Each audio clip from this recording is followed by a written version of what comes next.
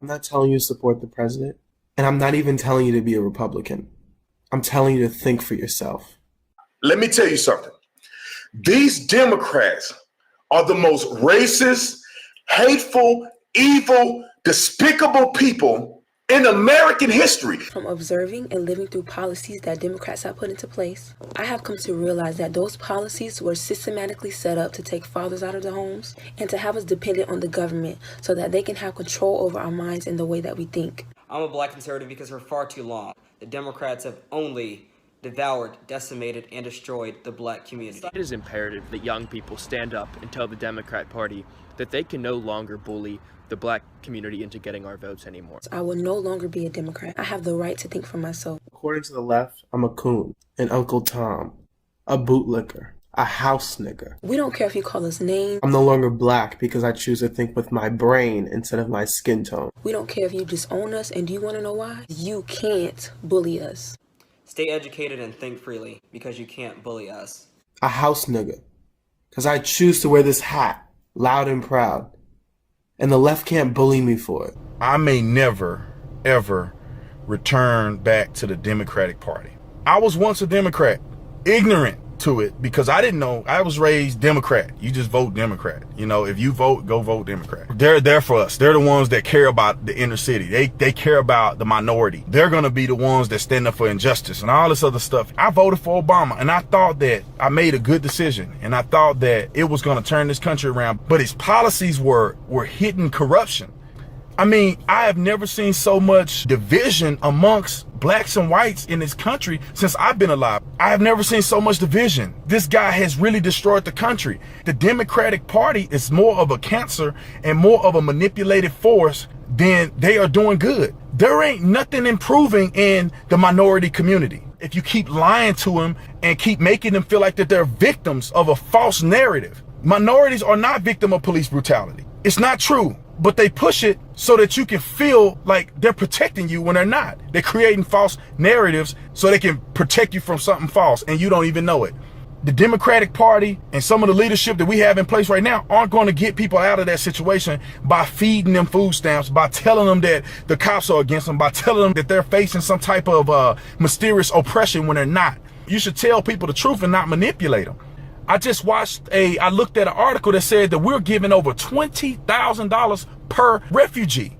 $20,000? Give my family $20,000. Give some of these people that I see while I'm on calls that can't eat and that's living check to check. Give them $20,000.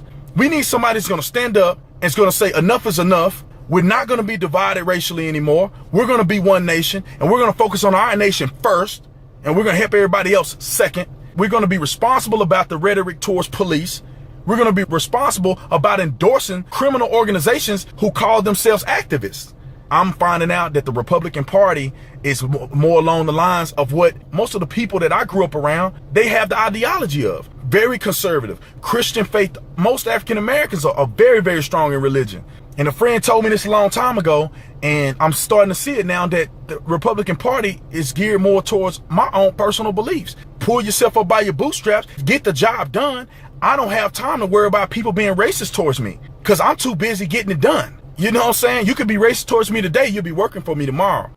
I was a nobody with a Kickstarter that was 3 minutes long. Yeah. Kickstarter pulled my project, and the next day, big media. And in my head, I'm thinking, journalism major, Washington Post, amazing. Yeah. At that point, I considered myself a liberal, Democrat. So I was like, great, I'm going to talk to them. I'm going to tell them about this girl. They're going to write the piece, Yeah, I have a bad feeling where this is about to go. This is about to go. So I speak to a person named Jesse Singal. He works for New York Magazine, and he's like, yeah, I saw your tweets. He's not a fan of mine. No, he is a journalist hitman, as I like to call them. And he speaks to me, he's like, yeah, I saw your tweets. I just want to speak to you about what happened, super nice. Yeah, and I tell him everything. I'm like, yeah, Zoe called me up, open and shut case. Obviously, she told me to pull my project. I didn't, and then I got harassed. He instead writes this article, and the tone of it was essentially trying to gaslight me. At that point, I realized, oh my God, the media is going to try to kill my project, and these journalists are absolutely lying. So the Washington Post called me, and I had the good sense to actually record it. I just turned on my camera and said, something fishy's here. And this girl was obvious. This girl, Caitlin Dewey, was asking me questions, and she was trying to figure out who was funding us. And her role was to cut off the funding, cut off the legs of Social Autopsy so it could never see the light of day. And she started calling around, so I actually got a tip that she had already written the article and she was going to try to smear me. And I essentially went back and forth with the Washington Post. I had caught her in a lie via email versus what she said on the phone, and they pulled the article last second and told me I wasn't important enough to run it anyways. They're hitmen. Absolutely. Is what they really are. There's so many examples of this. It's like, you guys, you're not even pretending. No, they are hired, and the higher ups definitely know about it. They are hired to take people out and to take businesses out that, are a threat to them for some reason. What if I found out on Twitter that the person that was writing Black Lives Matter saying, die, die, die, nigger, nigger, niggers, was actually someone that worked in Hillary's campaign to create this environment. So they were actually terrified that I created something, that was going to ruin everything. All right, and then Kickstarter pulled it? They pulled it, didn't give me a reason. They just pulled the project off. An anti-bullying, and could you do anything that's more innocent or more PG? When did you start piecing it together? Instantly. The second the Washington Post called me and Caitlin Dewey was trying to cut off the legs of the funding, I realized that my friends were my enemies and my enemies were my friends, and the only people that covered the story extensively and accurately were the white nationalist Breitbart. Fascinating, right? These evil, alt-right, white racists covered a black girl who was trying to do a tech startup being attacked by the media. Okay, so you wake up to all this. How quickly did that jump to the way you thought about politics? Instantly. I became a conservative overnight. I realized that liberals were actually the racists, that liberals were actually the trolls. And then at the very same time, 'cause you have to remember, this is April 2016. Trump is on the screen saying that the media is lying, that CNN is fake, that all of this, it all began to resonate with me because I realized that everything he was saying was true.